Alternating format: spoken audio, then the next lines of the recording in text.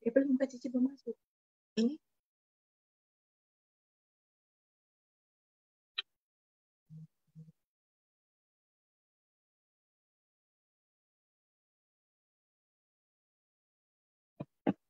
nanti dari aku untuk pertanyaan.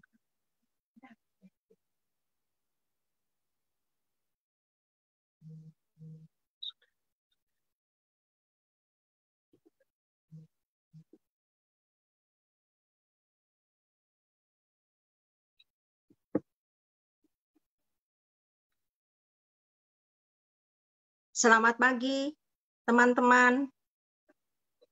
Selamat bergabung di FB Live MDRT Indonesia ya. Selamat bergabung yang sudah bergabung. Kita akan mulai jam 4 tepat ya.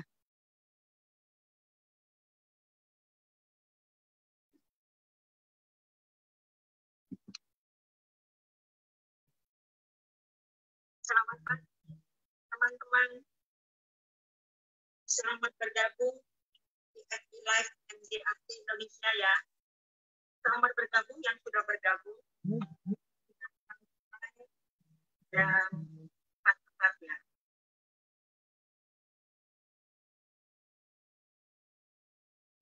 Pertanyaan dari sini.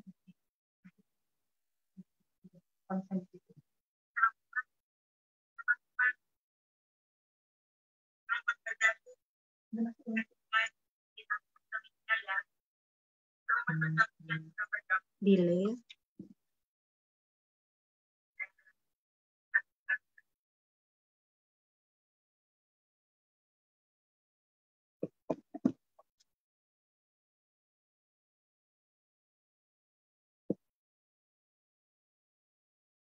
Selamat pagi, sahabat MDRT Indonesia. Perkenalkan, saya Suni Variana. Saya sudah menjadi member MDRT selama 10 tahun berturut-turut. Puji Tuhan, untuk MDRT saya tahun 2020 sudah achieve di semester pertama pada bulan Juni yang lalu. Saya juga merupakan bagian dari Komite MDRT Indonesia. Saya senang bergabung di Komite MDRT Indonesia karena mereka adalah orang-orang hebat. Kita tergabung dalam satu komunitas orang-orang sukses dan positif. Tidak memandang dari bendera mana kami berasal, karena kami adalah satu MDRT dan saling support satu sama lainnya. Kami selalu saling berbagi kesuksesan dan skill dari masing-masing karena tiap individu punya talenta sendiri-sendiri.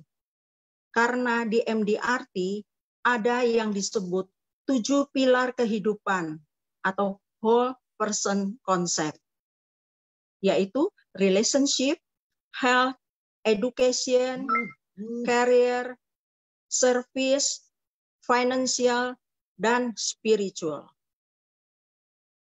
MDRT adalah sharing dan caring. Dengan menerapkan whole person concept, membuat kehidupan kita menjadi balance dan seimbang. Saat ini kita sudah memasuki new normal, tapi saya tidak membahas new normal. Hari ini saya akan sharing tentang pengalaman saya selama saya berada di industri asuransi. Saya bergabung di industri asuransi sejak 1993. Berawal dari ingin menjadi wanita karier dan ingin mendapatkan income lebih, saya mencoba untuk bergabung. Ternyata setelah saya mencoba, saya bisa bertahan. Setelah sekian tahun, akhirnya saya jatuh hati dan mencintai pekerjaan ini. karena saya mencintai pekerjaan dan profesi saya, maka saya pun fokus dan komit dalam menjalankan profesi ini. Apakah teman-teman di sini mencintai pekerjaan kalian sebagai agent? Atau ada punya alasan lain? Mungkin boleh dijawab ya, dan alasannya. Mungkin ada juga pertanyaan, kenapa bisa mencintai profesi agent? Karena saya yakin kita yang ada di sini tidak ada yang punya cita-cita ingin menjadi agent asuransi, termasuk saya. Sebagian bahkan hanya sebagai batu loncatan daripada menganggur sambil menunggu panggilan dari lamaran yang diajukan ke perusahaan besar, diharapkan mendapat panggilan. Tentunya, teman-teman ingin tahu apa yang membuat saya mencintai profesi ini. Dan hal apa yang harus kita miliki supaya kita bisa bertahan di industri ini.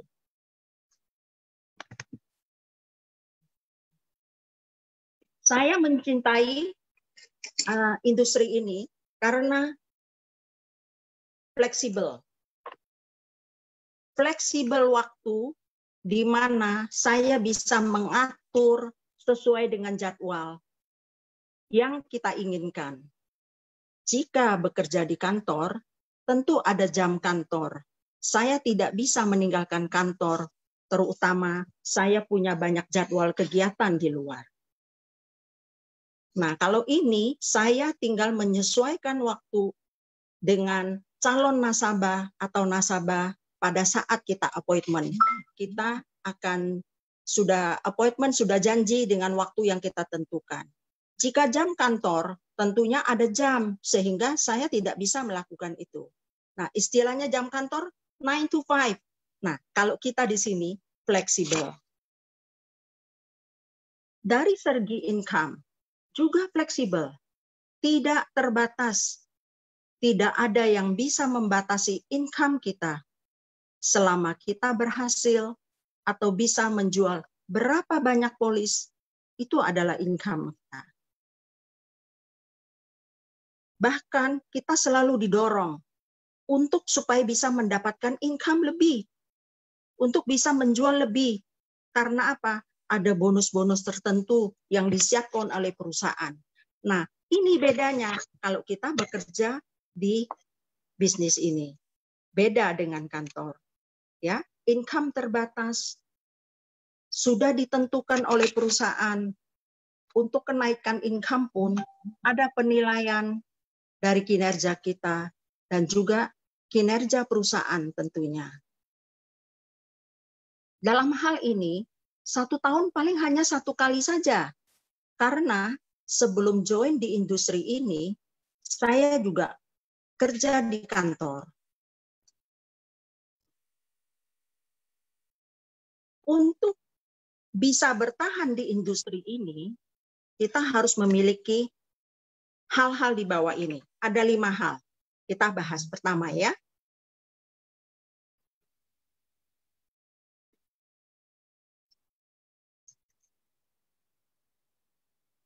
Pekerjaan kita pertama adalah service dengan hati.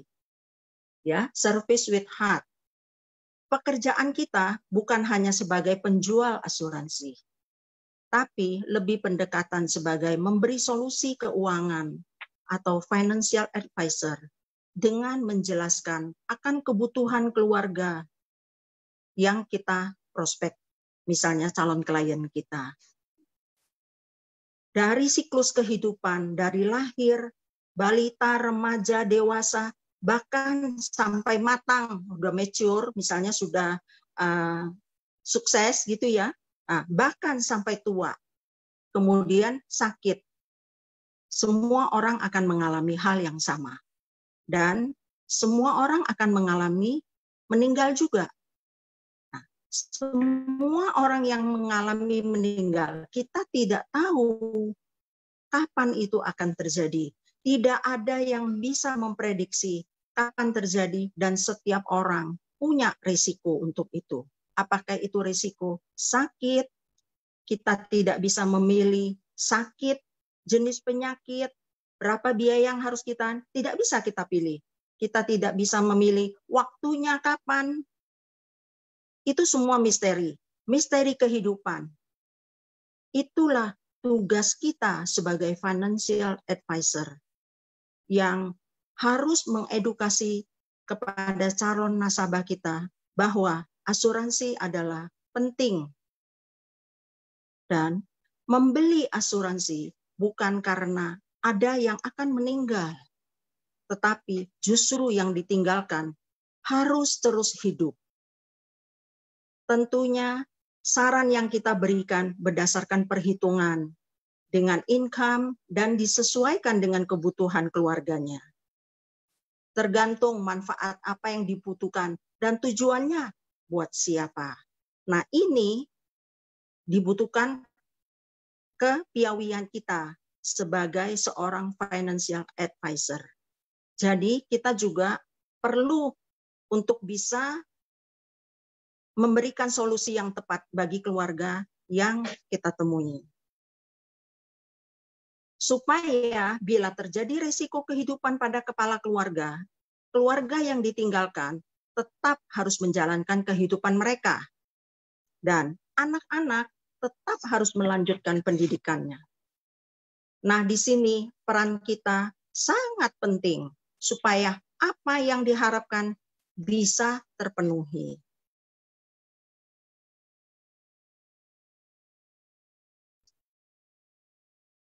Kemudian kita juga harus punya responsible, tanggung jawab.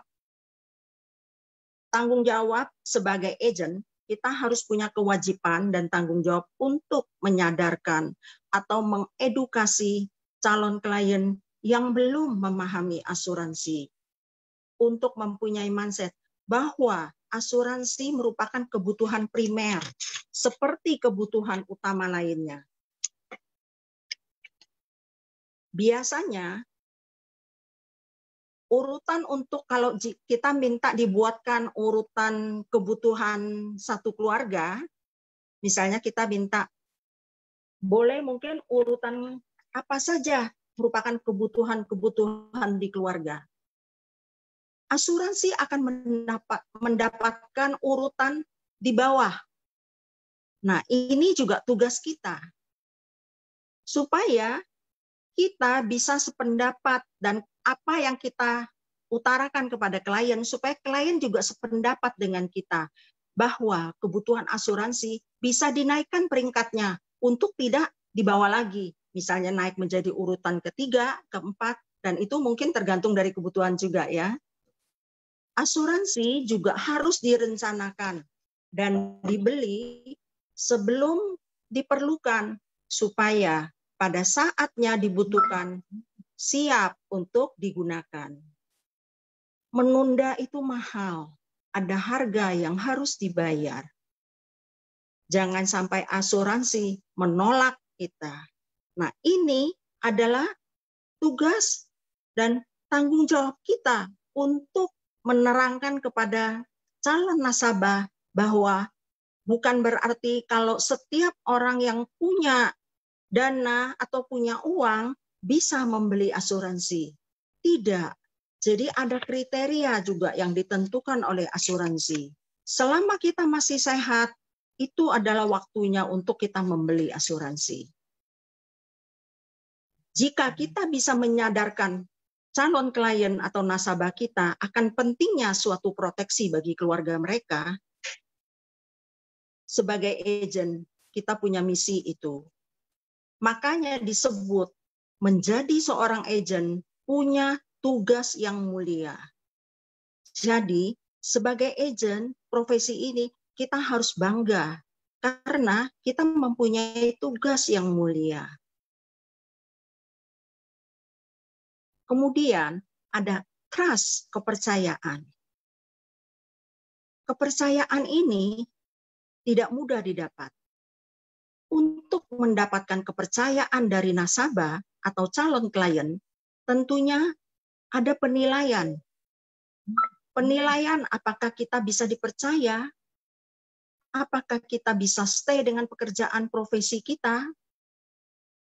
Saya seringkali mendapatkan pertanyaan ini dari klien, karena asuransi, yang namanya asuransi, bukan hanya untuk sebentar ya, maksudnya dalam 2 tahun atau 3 tahun, bahkan 5 tahun.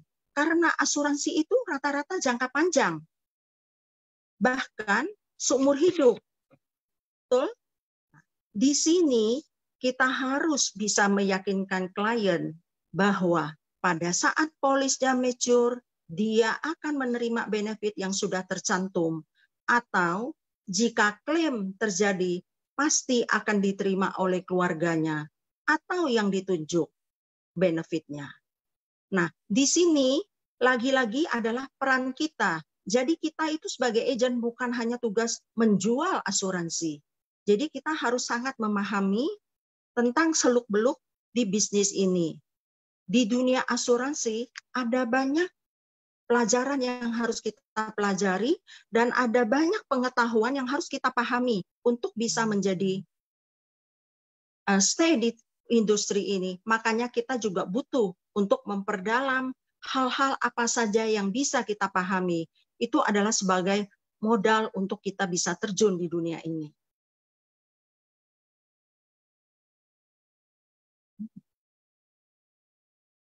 Kebetulan saya masih aktif serta membantu polis-polis mereka yang mature. Rata-rata klien happy dengan keberadaan kita ya. Terpenting apa yang kita sampaikan bisa kita berikan sesuai dengan fakta dan dengan hati yang tulus. Tentunya maksudnya gini di sini adalah seandainya kita menjelaskan manfaat program yang akan kita berikan kepada klien, itu yang harus kita jaga, diberikan dengan faktanya.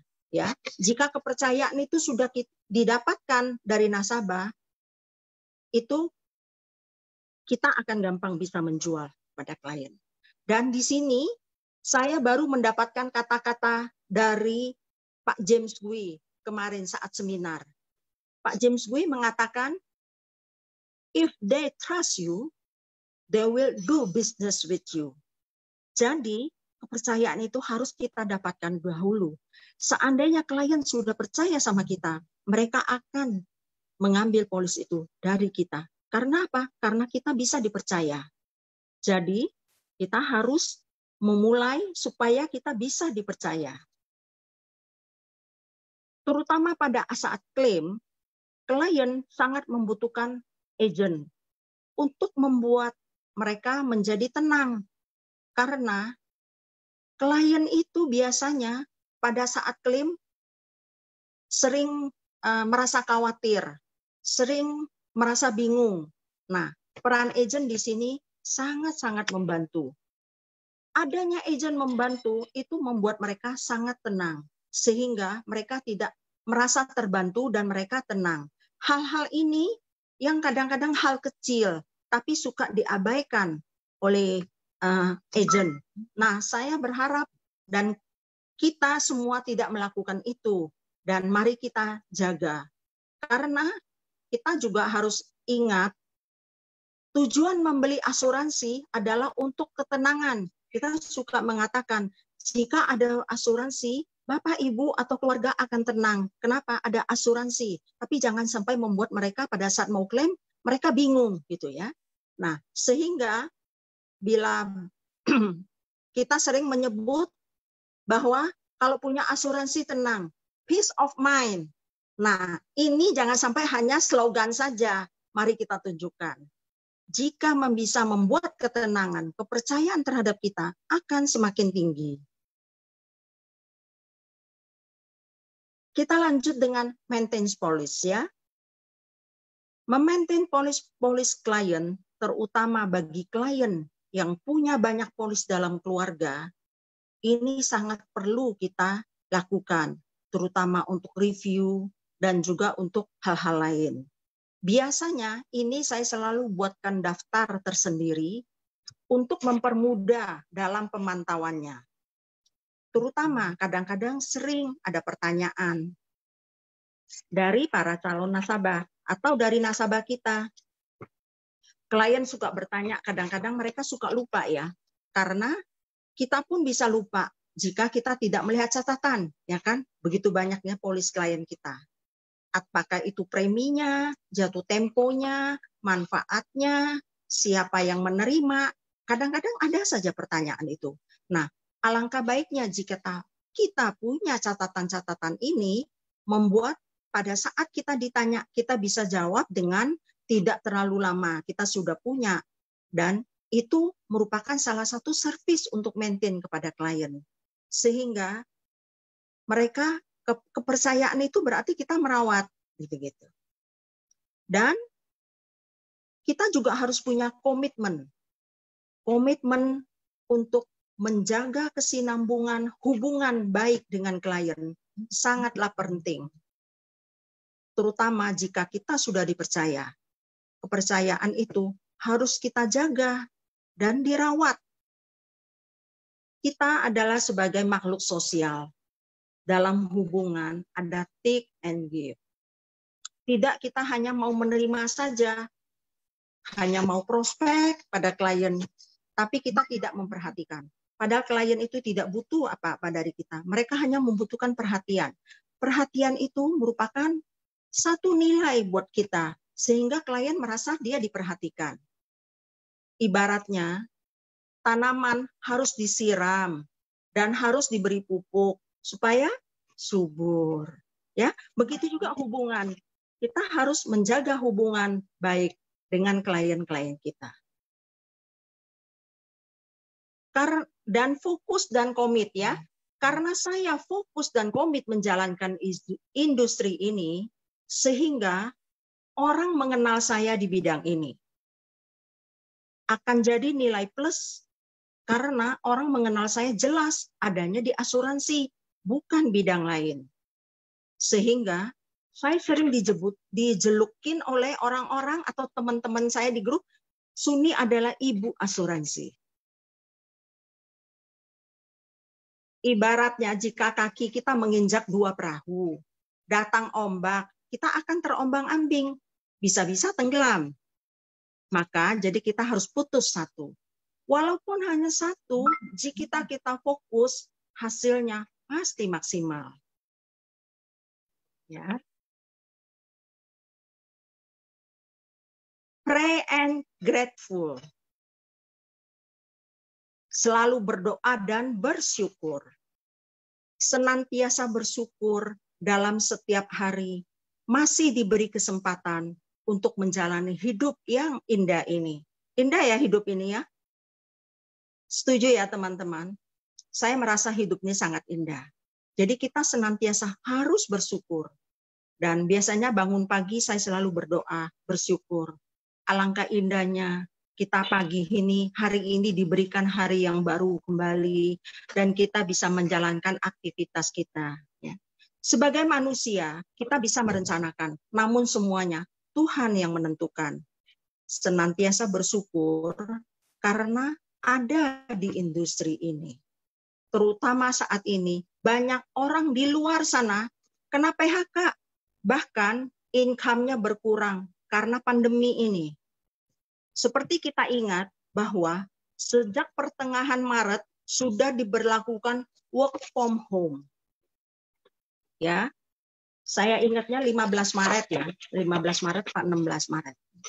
Karena keadaan kita semua dipaksa harus stay at home. Justru industri asuransi tetap bisa eksis. Walaupun awalnya saya sempat merasa bingung, apa yang harus saya lakukan? Karena biasanya kita setiap hari minta ketemu sama orang, minta ketemu sama calon nasabah atau calon klien kita. Ya.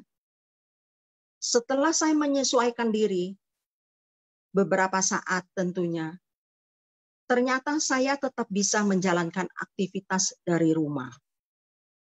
Tidak semua usaha bisa dijalankan dari rumah. Nah, betapa bersyukurnya pekerjaan kita dipermudahkan dengan adanya work from home. Setelah menjalankan work from home 4 bulan lebih, saya bahkan jadi betah stay at home sekarang.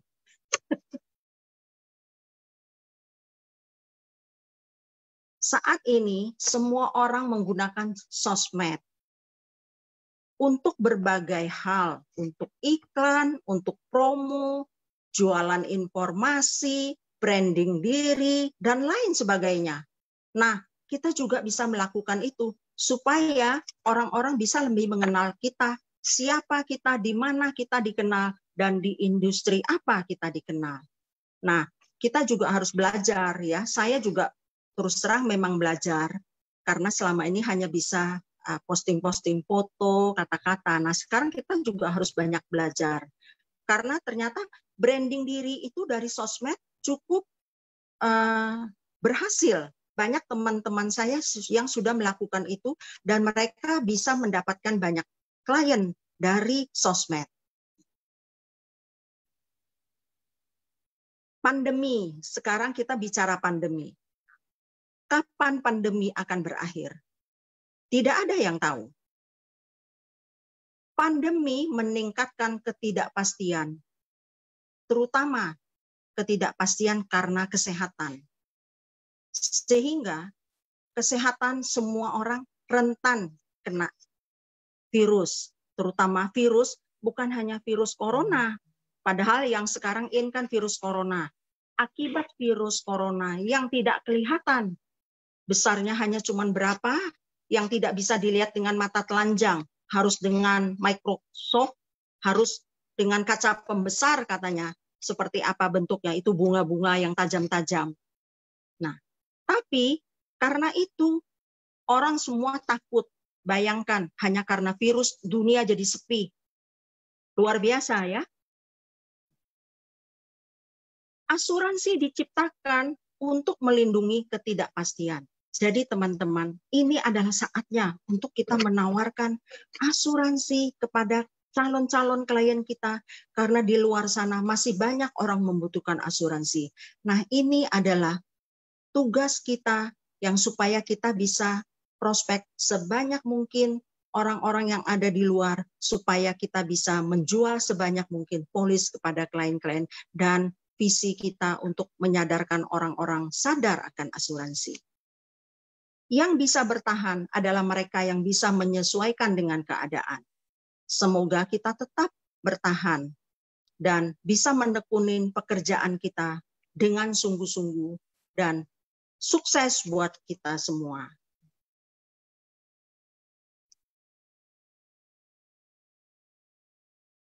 Sekarang sudah 25 menit ya.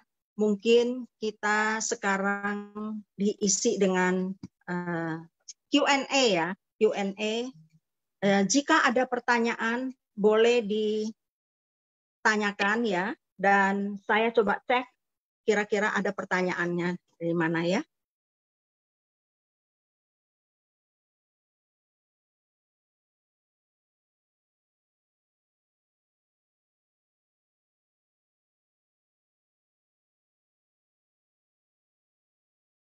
Bagaimana ini dari Suandayani Chandra. Bagaimana menjaga stamina dan energi selama 27 tahun di industri ini dan tetap setiap tahun MDRT terus. Terima kasih pertanyaannya Suandayani, bagus sekali ya.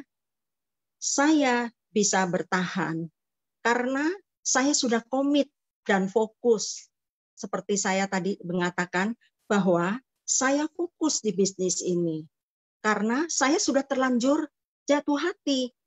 Jadi kalau kita sudah jatuh hati dan kita sudah fokus dan komit, mau nggak mau kita akan melakukannya. Karena kita melakukan dengan hati, sehingga kita senang melakukan itu. Nah, kalau untuk menjaga semangat, tentunya stamina, itu pasti ada masa-masanya. Kadang-kadang kita bisa ya merasa mungkin lagi boring, atau karena ditolak, atau karena sesuatu hal. Ya ada banyak hal, namanya orang kehidupan di dunia ya, pasti ada aja hal. Tapi kita harus ingat bahwa tanggung jawab kita. Jika itu terjadi, apa yang kita ingat? Kita harus mengingat yang bisa memberi kita semangat. Misalnya, setiap tahun biasanya kita suka traveling, atau kalau saya lagi tidak mood, lagi down atau apa begitu, pasti kan akan dialami setiap orang. Itu saya tidak bohong. Saya suka membuka-buka foto pada saat kita traveling. Kalau melihat hal-hal seperti itu yang positif, membayangkan pada saat itu kita lagi di mana, atau visi kita, misalnya kita memang kepengen sesuatu hal atau punya cita-cita impian, itu akan membangkit semangat kita. Percaya teman-teman. Dan kita juga harus menghargai diri kita tentunya. Misalnya ada hal apa yang ingin kita lakukan, ya kita harus lakukan. Misalnya kita punya ingin sesuatu, mari kita jalankan sesuatu apa yang menjadi hobinya kita. Itu niscaya akan semangat kita akan timbul kembali. Begitu ya, Swandayani, saya panggil dia Sansan. Ini rekan saya yang sangat care juga terhadap saya. Semoga terjawab ya Sansan, dan Sansan juga sangat sukses, saya tahu. Ada pertanyaan dari Kennedy. Bagaimana Cik Suni tetap menjaga hubungan dengan klien di masa pandemi? Ya, Kennedy, seperti kita ketahui, saat pandemi, kita tidak bisa ketemu orang. Tidak bisa ketemu klien. Klien pun tak mau kita temui, karena mereka khawatir. Saya pernah hubungin klien saya. Kita sekarang takut ketemu orang, Bu. Iya, kita nggak ketemu. Mari kita boleh bicara per telepon saja. Akhirnya kita bicara per telepon dan bisa juga WhatsApp call. Dan saya biasanya selalu awali dengan WA. Saya suka tanya, apakah sedang sibuk? Bisa nggak kita telepon? Karena selama pandemi, selama kita WFH, jari ini setiap hari kaku. Karena kita kebanyakan WA ya. Begitu ada klien yang senang di WA, bahkan teman, kadang-kadang ada tanya-tanya, saya call ya. Saya lebih suka telepon. Karena kalau telepon itu lebih cepat. Jadi dia juga bisa mendengar suara kita. Begitu Kennedy. Mudah-mudahan Kennedy juga ya. Sukses ya buat Kennedy.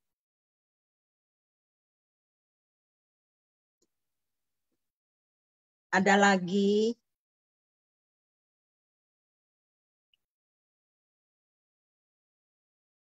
Ini Laurencia tadi menanya, bagaimana semangat melakukan aktivitas setiap hari? Mungkin tadi sudah saya jawab ya, hampir sama pertanyaannya dengan Swandayani.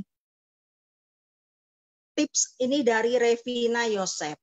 Tips apa yang Ibu Suni lakukan agar tetap konsisten di bisnis ini? Terima kasih. Revina, tetap konsisten di bisnis ini karena seperti yang saya bilang tadi, bahwa saya karena sudah komit dan kan dari awal saya bilang saya ingin income yang lebih baik. Nah, tapi bicara soal income, setelah jalan sekian tahun, kita tidak terlalu menomorsatukan income, terus terang. Kita lebih pelayanan ke servis. Tapi biasanya kalau kita melakukan itu, pelayanan servis, income otomatis akan mengikuti. Nah, yang penting kalau kita lesu, lemas, tentunya kita harus minum vitamin, ya. Dan saya selalu rutin juga minum vitamin C, ya. Dan kita sering ada ngopi-ngopi, kumpul-kumpul sama teman yang sesama kita, yang saling memotivasi, terutama teman-teman dari MDRT Indonesia, kita semua saling support. Dan teman-teman kantor saya, dan ada beberapa klien, saya juga sering janjian, misalnya lunch bareng atau ngopi bareng begitu. Sehingga itu membuat kita tetap bisa jadi konsisten. Karena konsisten itu dinilai kalau klien melihat kita konsisten dalam bisnis kita, mereka akan tambah percaya sama kita. Di sini ada Agus Handoko. Bagaimana merubah bekerja WFH secara online dan tetap produktif closing, terutama menemukan klien-klien baru. Pak Agus Handoko, terima kasih pertanyaannya. Selama WFH, memang saya lebih banyak menghubungi klien-klien existing ya, klien-klien yang lama. Dan kebanyakannya saya juga closingnya karena klien yang sudah kenal sama saya. Tapi saya juga ada closing klien-klien baru, yaitu dari referral dari klien saya. Dan mereka melihat klien saya memberikan. Karena apa? Dalam masa pandemi mereka juga khawatir, was-was dengan kesehatan. Sehingga mereka juga membutuhkan kesehatan. Dan saya diberikan nomornya. Mereka memberikan nomor saya, dia kontak saya, kemudian saya kontak balik. Dan ternyata menyambung kita bicara. Sehingga akhirnya calon klien saya yang baru, ada beberapa saya dapatkan dari referral pada saat pandemi ini. Makanya ini adalah saat pandemi, banyak di luar sana orang-orang membutuhkan asuransi, terutama kesehatan. Mari teman-teman, kita rame-rame melakukan pendekatan dengan klien-klien kita atau calon-calon klien kita yang baru. Semoga terjawab ya Pak Agus Handoko.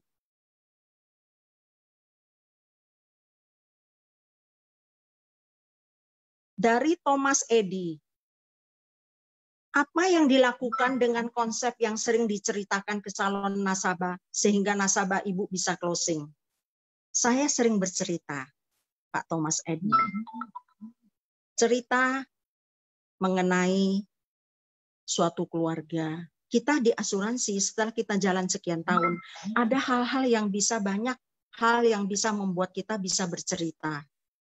Sebetulnya saya tidak banyak bisa mencerita, tapi karena apa yang kita alami, saya alami langsung sehingga saya bisa membuat cerita itu kepada para nasabah. Sehingga nasabah mendengar cerita kita, di luar dari apa yang kita ceritakan mengenai program, tapi jika kita tambahkan dengan suatu cerita, itu akan menyentuh perasaan mereka. Karena kita itu tidak hanya seolah berpikiran harus menjual asuransi ya. Jadi dengan bercerita seperti itu adalah tujuan kita untuk mengetuk animo perasaan mereka supaya mereka juga terbawa dalam cerita kita. Nah, bagaimana supaya kita bisa melakukan itu? Kita bawakan cerita itu dengan tentunya dengan apa yang kita alami dan secara normal, tidak dilebih-lebihkan dan apa memang yang terjadi. Saya yakin teman-teman pasti punya macam-macam cerita. Mari cerita itu kita ceritakan kepada klien kita. Sehingga mereka akan tahu, oh iya, contoh ada klien yang mengalami itu kan ada banyak hal. Misalnya sering klien merasa, nanti asuransi susah, takut klaimnya. Nah, saya ceritakan kejadian klien-klien saya yang klaim selama ini tidak pernah ada masalah. Sehingga membuat mereka jadi percaya. Nah, ini klien akan percaya. Nah, kalau klien sudah percaya sama kita, mereka akan closing sama kita. Semoga terjawab ya, Pak Thomas Andy.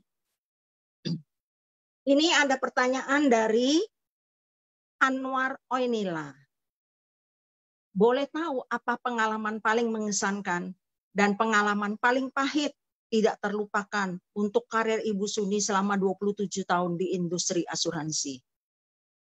Wah, saya banyak mengalami pengalaman yang mengesankan, Anwar, tapi pertanyaannya bagus.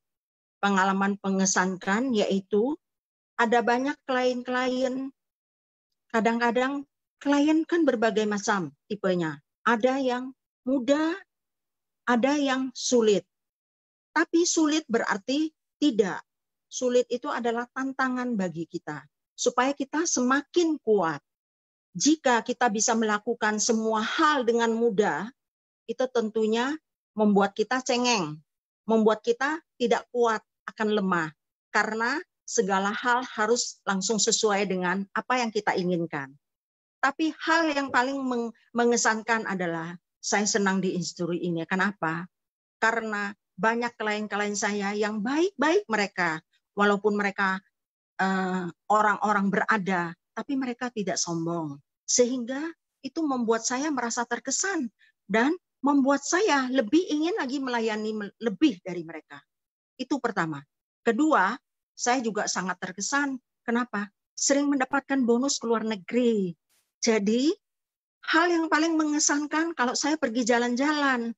Jalan-jalan kan akan menghilangkan kepenatan kita yang namanya prospek setiap hari. Ya. Nah, itu paling berkesan.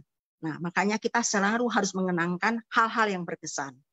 Tapi pahit, Yang pahit juga pernah terjadi. Saya pernah mendapatkan pengalaman pahit. Pahitnya begini, tak sepahit madu ya. Pahitnya begini, sudah ditolak klien, jalanan macet, dan klien bicaranya tidak enak, tapi itu adalah tantangan bagi kita. Jadi kita harus berpikir, apabila ada penolakan, itu kita harus biasa saja. Kalau masih zaman dulu, saya kalau baru ditolak sama klien, rasanya langsung bete, pelemes, langsung pulang. Sampai di kantor rasanya manyun aja. Tapi sekarang kita sudah harus dengan jalannya waktu ya, dengan karena pengalaman setelah sekian lama, kita akan menjadi kuat. Seperti yang saya bilang tadi, sehingga kita merasa kita harus kuat. Kita harus berpikir seperti ini. Seandainya kalau ada klien yang menolak kita, yang rugi bukan kita, tapi mereka. Karena mereka tidak memberi kita kesempatan atau mereka tidak mau menerima saran yang kita kasihkan. Tapi itu bukan apa-apa. Kalau misalnya seandainya belum sekarang, itu hanyalah hal yang tertunda. Ada yang mengatakan, kalau kita gagal, itu namanya adalah kesuksesan yang tertunda, bukan hal yang sudah merupakan kita udah harus down selamanya. Begitu. Mudah-mudahan terjawab ya Anwar. Yang lainnya, halo Siwan, Melani. Ini ada klien saya.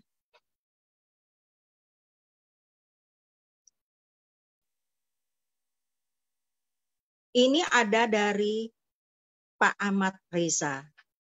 Pak Rahmat Jurka. Bagaimana cara menangani nasabah yang tahu pentingnya asuransi tapi masih menunda-nunda buka polis? Begini ya Pak Rahmat. Untuk yang menunda-nunda, kita harus bikin cerita. Seperti yang tadi di awal saya mengatakan. Menunda itu ada harga yang harus dibayar. Menunda itu mahal harganya. Sekarang jika kita masih sehat, kita bisa membeli asuransi. Jika kita sudah terdeteksi atau dinyatakan ada suatu penyakit atau apapun, misalnya ada kelainan atau apa, asuransi tidak mudah menerima kita. Sudah ada pengecualian, walaupun diterima, ataupun diterima dengan tambahan ekstra premi. Nah, hal-hal ini adalah harga yang harus dibayar. Nah, hal-hal ini mungkin boleh dijelaskan ya Pak Rahmat supaya mereka juga bisa paham. Dan mungkin juga ada kadang-kadang mereka belum yakin kepada kita, belum punya kepercayaan. Nah, seperti yang saya bilang tadi, kita harus membangun kepercayaan itu dulu supaya mereka apabila memang benar-benar penting asuransi, dia tahu, kita harus cari tahu di mana letaknya menunda-nunda, apa alasannya. Itu adalah tugas kita. Begitu ya Pak Reza. Semoga terjawab.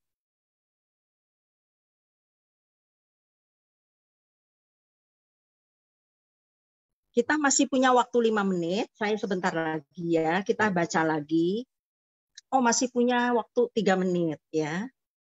Baik, kalau begitu sepertinya waktunya kita sudah tidak cukup ya. Saya akan bacakan di sini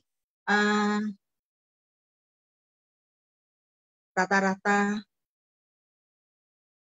Karena waktu juga yang memisahkan kita sehingga tidak bisa semuanya jawaban ya. Gini.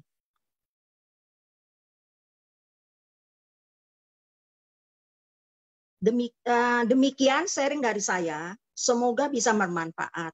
Saya mengucapkan banyak terima kasih atas partisipasi dan antusias sahabat MDRT semuanya.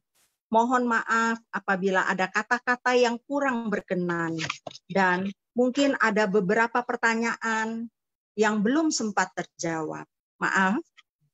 Jangan lupa follow sosial media MDRT Indonesia untuk mendapatkan info-info paling update mengenai perkembangan MDRT. Sosial media yang kami miliki adalah Instagram MDRT Indonesia, dan Facebook MDRT Indonesia official account. Jangan lupa juga subscribe YouTube MDRT Indonesia. Please like, share, dan komen ya teman-teman. Untuk pembicara selanjutnya, pada Rabu minggu depan, 5 Agustus 2020, MDRT Indonesia live Facebook masih tetap tayang, adalah rekan kami yang sangat luar biasa. Dia adalah Dea Eka Widianti, 13 kali MDRT. Saksikan terus FB Live MDRT Indonesia setiap Rabu pukul 16 sampai 16.45. Waktu Indonesia bagian Barat. Terima kasih banyak teman-teman. Sampai jumpa. Salam MDRT.